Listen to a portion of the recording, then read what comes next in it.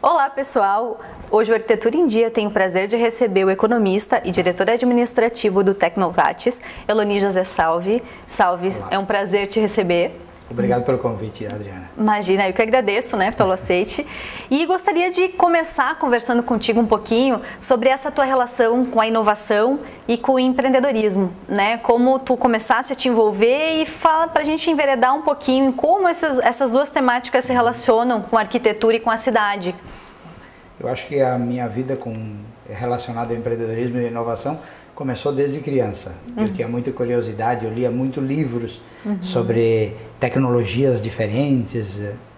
Na minha época já tinha tecnologia, obviamente, As pessoas podem achar que só tem tecnologia hoje em dia, Mas no passado também tinha tecnologias e eu me interessava muito por isso. E à medida que eu fui estudando, fui avançando, eu acabei virando professor universitário e essa temática dos novos negócios, de novas soluções sempre me atraiu muito e eu fui em busca disso.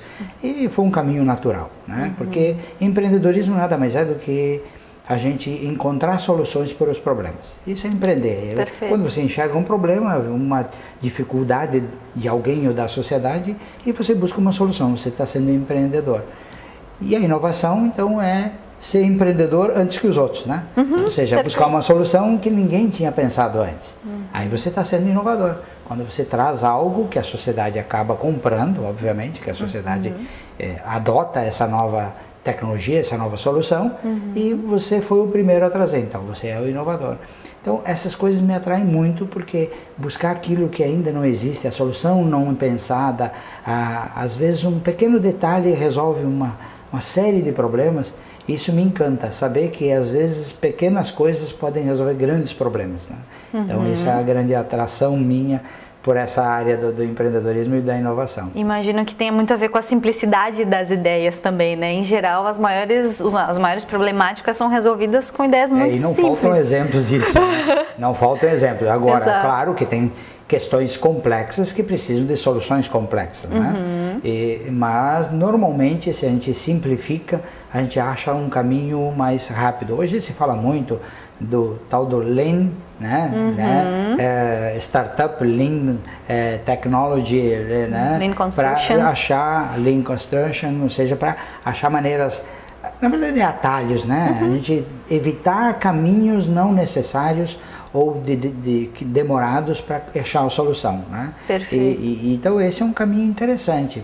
O simples às vezes é bom, tanto que hoje é bonito de ver também que ficou fora de moda o desperdício, por exemplo, Você tem espaço demais, você tem espaço inútil, você tem um móvel que não tem uma usabilidade, você tem um equipamento que não atende a todas as necessidades, dá um bom aproveitamento nos espaços multifuncionais. No consumo de energia que nós falávamos antes também, A sustentabilidade, Perfeito. Hoje o que não tem esse tipo de coisa de racionalidade, sustentabilidade, adequação principalmente às necessidades humanas, que às vezes a gente esquece disso, Às vezes a gente produz uma máquina pensando no produto, sem pensar que tem pessoas que vão consumir o produto. Às vezes a gente constrói um espaço pensando na sua adequação àquele ambiente, o melhor aproveitamento da área, mas não pensa que ali vão viver pessoas. Você produz um espaço para ser produtivo, ou para uma fábrica, ou para um escritório, e às vezes você pensa em colocar onde vai colocar as máquinas, mas e as pessoas? Você pensa numa calçada, você pensa numa rua, você pensa num espaço de um prédio, mas ali você só tem razão de existir isso porque tem pessoas. Perfeito. E as pessoas têm dificuldades que precisam ser resolvidas. Então, só faz sentido a inovação, só faz sentido o empreendedorismo quando ele atende a necessidade das pessoas. E necessidades, às vezes, não reveladas, que nem as pessoas se dão conta. Perfeito. Quantas vezes soluções importantes aparecem na nossa vida E a gente pensou, eu nem me dei conta que eu tinha esse problema. Né? Mas depois que veio a solução, você diz, puxa, resolveu um grande problema meu. Né? Então, acho que a gente, hoje lá no Parque Tecnológico, a gente lida com isso, com empresas que trazem novas soluções. E nessa área da arquitetura, tem empresas que trazem desenvolvimento em novos materiais, em novos projetos de distribuição e aproveitamento do espaço, né? No aproveitamento dos materiais. Né? Às vezes materiais tão simples. Eu me lembro de um dia que eu vi um painel tão lindo, estava maravilhoso, uma iluminação incrível. Pensei, mas que coisa criativa. E eu não me contive e fui lá perto para ver o que é. Eram garrafas PET. Eu disse, meu Deus, a simplicidade às vezes dos materiais, trazendo soluções, trazendo coisas agradáveis, uma ambientação agradável. Perfeito. Então é isso. É saber explorar isso, né? Saber explorar esses materiais. Isso que tu comentaste de antecipar a solução, sem mesmo que a pessoa reconheça o seu problema, tem muito a ver com o trabalho do arquiteto, né? Acredito, claro, de qualquer empresário, mas a gente vivencia isso de uma forma muito literal no dia a dia, né? Principalmente nas necessidades diárias. Então, quando a gente entra naquela rotina da pessoa, entra na casa, entra no espaço de trabalho, são espaços, a gente entra na intimidade do cliente, né? Então, muitas vezes nem ele reconhece a sua própria necessidade, ou ele idealiza uma vida e uma rotina que ele não vai alcançar, né? Muitas vezes é realmente um ideal, mas que dados os seus costumes, os seus hábitos, o seu próprio jeito de ser, talvez ele nunca vá seguir por essa linha. É por isso que o profissional pode orientar justamente a fazer a melhor condição, a melhor ambientação, para que ele tenha um conforto, tenha a solução digamos, dos problemas no dia a dia, porque tudo tem a ver com problemas, né? Com certeza. Tudo tem a ver com problemas. O problema no sentido de uma coisa para ser resolvida, ou alguma inconformidade, a gente come porque tem um problema de fome, senão a gente não comeria. Então, o profissional da arquitetura, ele é um profissional que a sua essência é lidar com as questões das pessoas, né? Do espaço das pessoas, do ambiente que as pessoas vivem, trabalham, né? Se relacionam.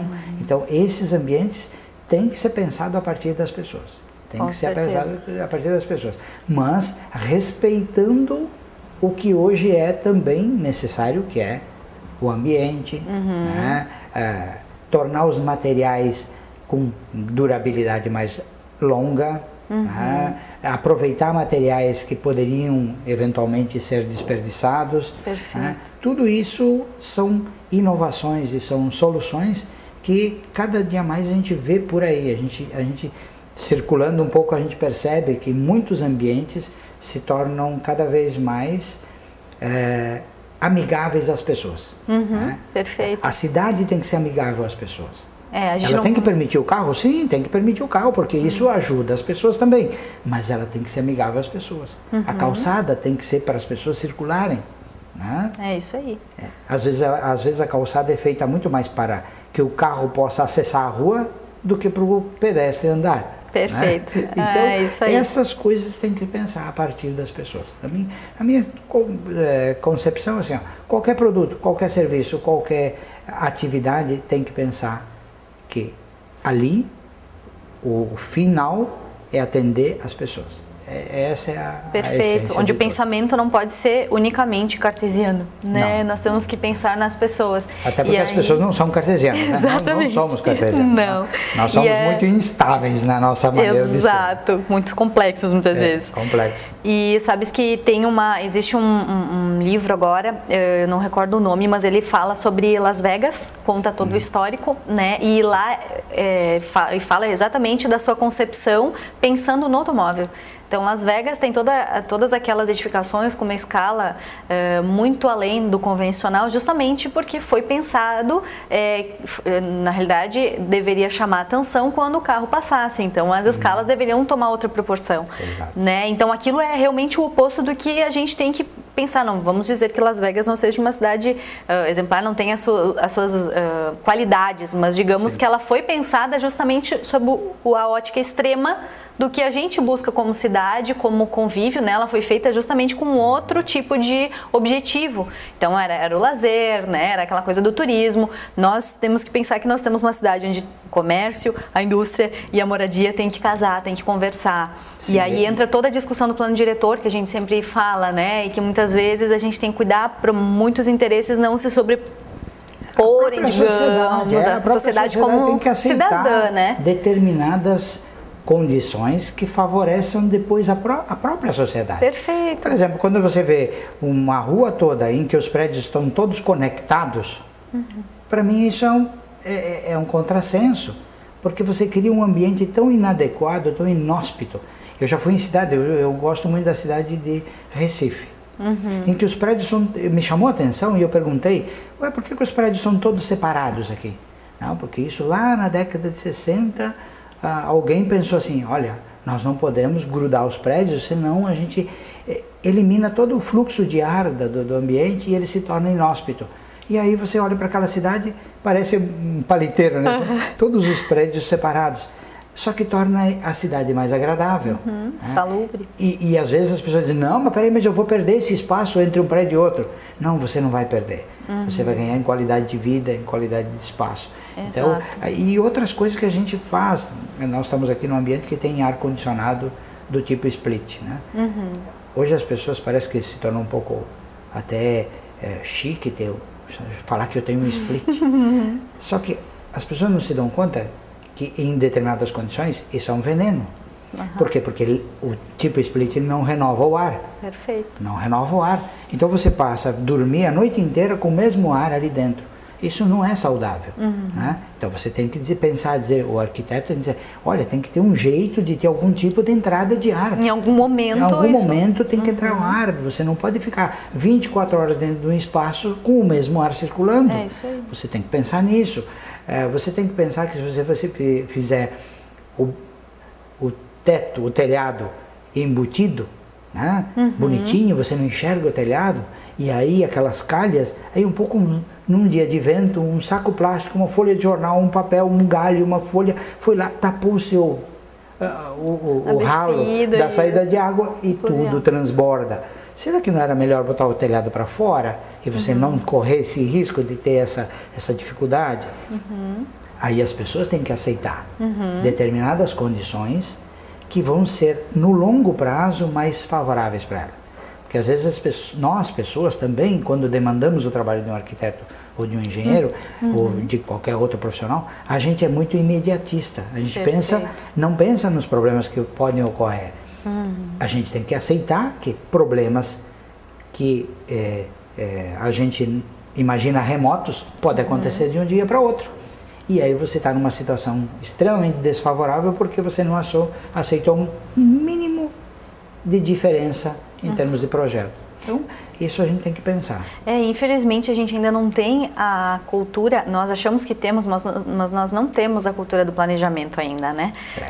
Isso de usar o tempo ao nosso favor, de pensar com maturidade, amadurecer as ideias, permitir errar, mas no projeto, errar, né, na simulação. Isso. Não, como tu falaste, o imediatismo nos faz errar, mas faz com que tenhamos prejuízo porque a gente já está agindo. Né? Então, assim, o fato de não darmos o tempo devido às ideias e aos projetos faz com que a gente teste soluções que às vezes não estão amadurecidas. No passado, a gente vê construções do passado que aproveitavam as forças da natureza, por exemplo, a convecção do ar, né? Ou seja, o ar quente que sobe, sai, o ar frio que entra, né? E hoje a gente faz, às vezes, uma caixa quadrada, né? Que o ar não circula de jeito nenhum, né? A gente, às vezes, faz uma caixa quadrada que não aproveita uma luz externa. Então, a gente, às vezes, cria o próprio problema, cria o desconforto. Nós criamos nosso próprio desconforto. E isso a gente precisa pensar um pouco mais. Às vezes, algo que nos incomoda, né? Até as cores, né? Até as cores. Influenciam, já é aprovado isso, né? Sim. E às vezes a gente não se dá o trabalho de pensar a cor, né? de acordo com uma ambientação adequada, que isso vai gerar um resultado favorável ao longo do tempo para a tua vida. Então, a gente precisa pensar todo mundo junto e quanto mais a gente debater, quanto mais a gente trocar ideias, melhores soluções acontecem. Com certeza. As piores soluções são aquelas que a gente toma muito individualmente. Essas são as piores. Elas acabam sendo parciais e pouco criativas. A gente, porque às vezes a gente se acha muito sabedor de uma área ou de outra, né? E às vezes a gente tem que pensar que somando pequenas sabedorias, a gente tem muito mais do que a sabedoria de cada um de nós. Com certeza. E Salvi, entre essas tuas andanças, assim, se tu pudesse captar uma solução que tu tenhas visto que traria muito benefício, seja na área da inovação ou do empreendedorismo, para a nossa cidade, tu teria alguma para destacar que tu lembre, recorde?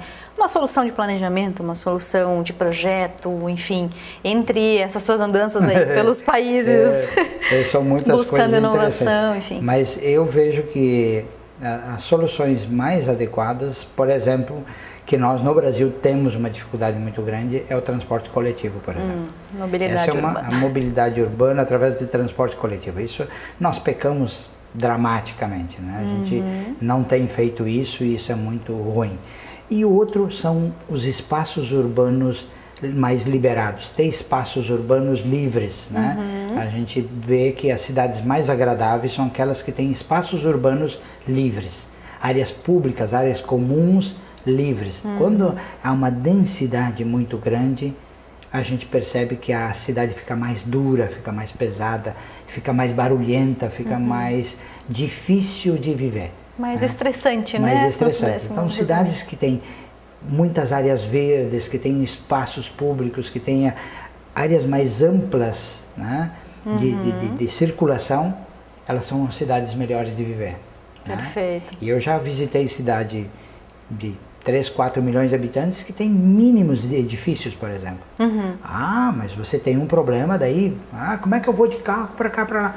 Não, aí tem um transporte coletivo bem pensado, tem metrô, tem trem de superfície, tem linhas de ônibus, né, bem pensadas, ou até de tipo, como é que é aquele transporte que funciona em trilhos na superfície, tipo, é um trem, mas que hoje como eles nós fazem. Temos em Porto Alegre já. Tem em alguns lugares, assim, né, um transporte que é como se fosse um trem, mas é individual, né?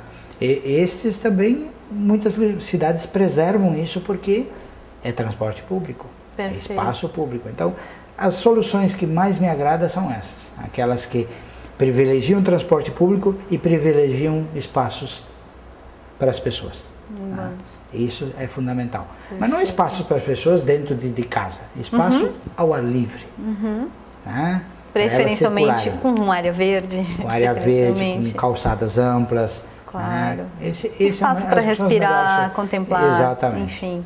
Bom, eu acho que com essas duas sugestões, essas duas temáticas, né, a gente pode encerrar o nosso papo da Arquitetura em Dia. Salve, mais uma vez, muito obrigado. Eu que agradeço pela deferência de me convidar para um programa tão nobre. Né? Imagina, a gente sabe que a inovação e o empreendedorismo tem muito a contribuir, a gente não vive desconectado dessas duas temáticas, né? Então, acho que fica aí a sugestão para que a gente possa pensar com mais carinho nessas duas temáticas e que o Arquitetura em Dia possa trazer aí mais sugestões e ideias para que a gente siga aí construindo uma cidade mais saudável, mais verde, né, com maior mobilidade urbana. Exato. Então, pessoal, até o próximo Arquitetura em Dia.